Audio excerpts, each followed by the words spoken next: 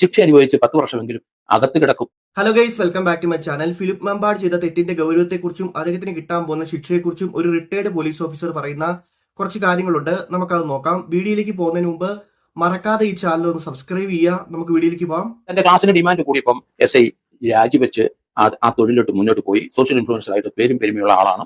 ധാരാളം സ്ഥലത്തുനിന്ന് അദ്ദേഹത്തിന്റെ സംഭാഷണത്തിനും അദ്ദേഹത്തിന്റെ പ്രസംഗത്തിനും ആൾക്കാർ വിളിക്കാൻ തുടങ്ങിയപ്പോൾ അത് തന്നെയല്ല, അദ്ദേഹം ഇങ്ങനെയുള്ള കുട്ടികൾക്ക് തന്റെ വീട്ടിലെ ചെറിയ ട്രീറ്റ്മെന്റും അത് സൈക്കോളജിക്കലായിട്ടുള്ള ഇദ്ദേഹം പറയുന്ന ഒരുപാട് പേരെ പുള്ളി വീട്ടിൽ കൊണ്ടുവന്നിട്ട് കൗൺസിലിംഗ് കൊടുത്തിട്ടുണ്ടെന്നാണ്. മാത്രമല്ല ആണുങ്ങൾ വരെയും പുള്ളിക്കെതിരെ പരാതി കൊടുത്തിട്ടുണ്ട്. രാജിവെച്ച് ആ തൊഴിലോട്ട് മുന്നോട്ട് പോയി. സോഷ്യൽ ഇൻഫ്ലുവൻസർ ആയിട്ട് പേരും പെരുമയുള്ള ആളാണ്. ധാരാളം സ്ഥലത്തുനിന്ന് അദ്ദേഹത്തിന്റെ സത്യം പറയുവാണെങ്കിൽ എന്ത് പേരും പെരുമയുള്ള ആളാണെങ്കിലും ഇയാളുടെ കൂടെ ഒറ്റയ്ക്ക് വിടുന്നത് മോശമായിട്ടുള്ള കാര്യമാണ്. ആ വീട്ടുകാരെയും സംശയിക്കേണ്ടി വരും. ഇപ്പോഴും പുള്ളിയെ സപ്പോർട്ട് ചെയ്യുന്ന കുറെ ആൾക്കാരുണ്ട്. അവരോട് എനിക്ക് പറയാനുള്ളത്, നിങ്ങൾ അറിഞ്ഞതല്ല സത്യം. നമ്മളിപ്പോ ഒരു ജോലിന്ന് വരുവാണെങ്കിൽ ആ ജോലിയുടെ ഐഡന്റി കാർഡ് പിന്നെ യൂസ് ചെയ്യാൻ പാടില്ല. അയാൾ തെറ്റ് ചെയ്തിട്ടില്ലെങ്കിൽ അങ്ങനെ ചെയ്യേണ്ട ആവശ്യം എന്താ? പഴയ പോലീസ് ആയിരുന്നപ്പോഴത്തെ ഐഡന്റി കാർഡ് ഉപയോഗിച്ചിട്ട് കള്ളത്തരം കാണിച്ചിട്ടാണ് പുള്ളി റൂം എടുത്തത്.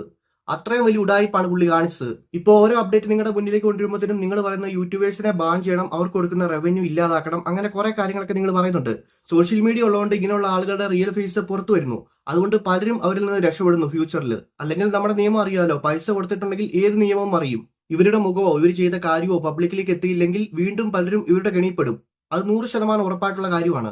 ഒരാൾ മാത്രമല്ല, ഒരുപാട് ആളുകൾ ഇപ്പോൾ ഇയാൾക്കെതിരെ കംപ്ലൈന്റ് പറയുന്നുണ്ട്. മാത്രമല്ല വിദേശത്തുള്ള സ്ത്രീയുമായിട്ട് ഇയാൾക്ക് ബന്ധമുണ്ടായിരുന്നു. ഒരു പൈസ ഇടപാടൊക്കെ ഉണ്ടായിരുന്നു. എന്നിട്ട് ഇയാളുമായിട്ട് പിണങ്ങിയിട്ട് ആ പൈസ തിരിച്ചു കൊടുക്കണമെന്നൊക്കെ പറഞ്ഞിട്ട് അവർ കുറെ പ്രശ്നം ഉണ്ടാക്കി. ഇയാൾ കുറച്ച് പൈസയ്ക്ക് തിരിച്ചു കൊടുത്തെന്നാണ് പറയുന്നത്. അങ്ങനെയാണ് സോൾവ് ആക്കിയത്. ഇയാളുടെ ഭാര്യനെ ഇയാൾ തല്ലി ചതച്ചിട്ട് ഏകദേശം ജയിൽ മർദ്ദനം പോലെയായിരുന്നു. കാരണം അവരുടെ കോലമൊക്കെ അങ്ങനെയായിരുന്നു, ഷേപ്പൊക്കെ മാറിപ്പോയി. എന്നിട്ട് അവർ കൊണ്ടുപോയി പോലീസ് സ്റ്റേഷനിൽ കംപ്ലൈന്റ് കൊടുത്തു, എന്നെ മാനസികമായിട്ടും ശാരീരികമായിട്ടും പീഡിപ്പിച്ചെന്നൊക്കെ പറഞ്ഞിട്ട്. അങ്ങനെ ഇയാൾക്കെതിരെ കേസെടുത്താണ്. ഈ മലപ്പുറത്തുള്ള മിക്ക പോലീസുകാരോടും ഇയാളെക്കുറിച്ച് ചോദിച്ചിട്ടുണ്ടെങ്കിൽ കാര്യം പറയും. കാരണം ഇയാളുടെ പേരിൽ ഒരുപാട് കേസുകളുണ്ട്. അതൊക്കെ പൈസ കൊടുത്തിട്ട് ഒഴിവാക്കിയതാണ്. അതായത് പൈസ കൊടുത്തിട്ട് ഒതുക്കി തീർത്തു. പുള്ളിക്ക് സർക്കാർ ജോലിയായിരുന്നു, പോലീസിലായിരുന്നു. പുള്ളി മോട്ടിവേഷൻ സ്പീക്കറായിട്ട് വർക്ക് ചെയ്തപ്പോഴത്തേനും അതിലും പൈസ കിട്ടി തുടങ്ങി.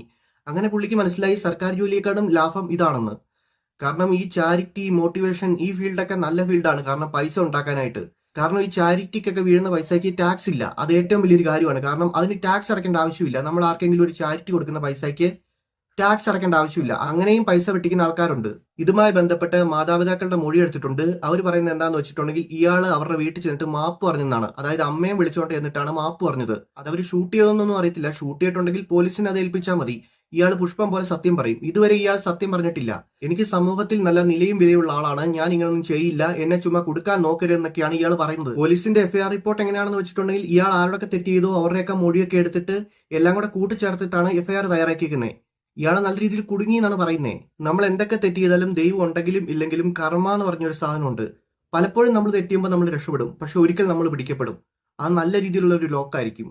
ഈ ബോബി ചെമ്മണ്ണൂറിനെതിരെ ഒരു കേസ് വന്നറിയാലോ. ഇപ്പൊ അയാൾ മിണ്ടുന്നുണ്ടോ? അയാൾ സൈലന്റ് ആണ്. കാരണം എന്താണ്? അയാൾ പിടിക്കപ്പെട്ടു. കാരണം കുറെ നാളായിട്ട് അയാൾ സ്ത്രീകളെ കുറിച്ച് ഒരുപാട് മോശമായിട്ടുള്ള കാര്യങ്ങൾ പറയുന്നുണ്ടായിരുന്നു. എന്നിട്ട് ലാസ്റ്റ് പിടിക്കപ്പെട്ടു. പിന്നെ ഇപ്പൊ അയാൾക്ക് മിണ്ടാനായിട്ട് നാവ് പോലും പൊങ്ങുന്നില്ല. ബോബി ചെമ്മണ്ണൂരിനെതിരെ സാധാരണ ഒരു പെൺകുട്ടിയാണ് കേസ് കൊടുക്കുന്നെങ്കിൽ ഇത്രയും പ്രശ്നം ഉണ്ടാകത്തില്ലായിരുന്നു. ഒരു സിനിമ നടിയാണ് കൊടുത്തത്. ഇത് സോഷ്യൽ മീഡിയയിലൊക്കെ വന്നു. അയാളെ അറസ്റ്റ് ചെയ്തില്ലെങ്കിൽ നഷ്ടപ്പെടുന്ന പോലീസിന്റെ ക്രെഡിബിലിറ്റി ആയിരുന്നു. അതുകൊണ്ടാണ് അറസ്റ്റ് ചെയ്തത്. പിന്നെ ഫിലിപ്പ് മാമ്പാടിനെ ഒരുപാട് ആൾക്കാർ വന്നിട്ട് സപ്പോർട്ട് ചെയ്യുന്നുണ്ടായിരുന്നു. ആ സപ്പോർട്ട് പറഞ്ഞത് പുള്ളിയുടെ ഭാര്യയും മകളും വന്നിട്ട് ഒരു ഇന്റർവ്യൂ കൊടുത്തു. അതായത് ഇന്റർവ്യൂ കൊടുത്തത് എക്സ് വൈഫ് ആയിരുന്നു. ഞങ്ങൾ പിരിഞ്ഞിട്ടില്ല, ഞങ്ങൾ ഇപ്പോഴും ഒരുമിച്ചാണ് ജീവിക്കുന്നതെന്നൊക്കെ കള്ളം പറഞ്ഞിട്ടാണ് അവർ ഇന്റർവ്യൂ കൊടുത്തത്. പിന്നെ കള്ളത്തരം പറഞ്ഞുകൊണ്ട് ഒരു വക്കീലും ഉണ്ടായിരുന്നു അതിൻ്റെ അകത്ത്. ഇതൊക്കെ കണ്ടപ്പത്തിനും എല്ലാവർക്കും മനസ്സിലായി ഫിലിപ്പ് മാമ്പാട് ലോ കൂടായ്പാണെന്ന്. അങ്ങനെ അയാളെ സപ്പോർട്ട് ചെയ്യുന്ന ആൾക്കാർ വിമർശിക്കാൻ തുടങ്ങി. ശിക്ഷ അനുഭവിച്ച് 10 വർഷമെങ്കിലും അകത്ത് കിടക്കും എന്നാണ്. ഈ കേസിന് 10 വർഷം ശിക്ഷ കിട്ടുമെന്നാണ് പറയുന്നത്. ശിക്ഷ കിട്ടുമോ അതോ കോടതിയിൽ പോയിട്ട് പുള്ളി ഊരി പോരുമെന്നൊന്നും അറിയത്തില്ല. ഈ കഴിഞ്ഞ റീസെന്റ് കേസുകളൊക്കെ എടുത്തു നോക്കിയാൽ അറിയാം, കോടതിയിൽ പോകുമ്പോഴത്തേനും ഉണ്ടായിരുന്ന തെളിവുകൾ തന്നെ ആവിയായി പോന്നേ. ഇനി എന്താണ് സംഭവിക്കുന്നതെന്ന് നമുക്ക് വരുന്ന ദിവസങ്ങളിൽ നോക്കാം. ഗൈസ്, എനിക്ക് ഇത്രയൊക്കെ ഉള്ളൂ പറയാൻ. വീഡിയോ ഇഷ്ടപ്പെട്ടെങ്കിൽ ലൈക്ക് ചെയ്യുക, സബ്സ്ക്രൈബ് ചെയ്യുക.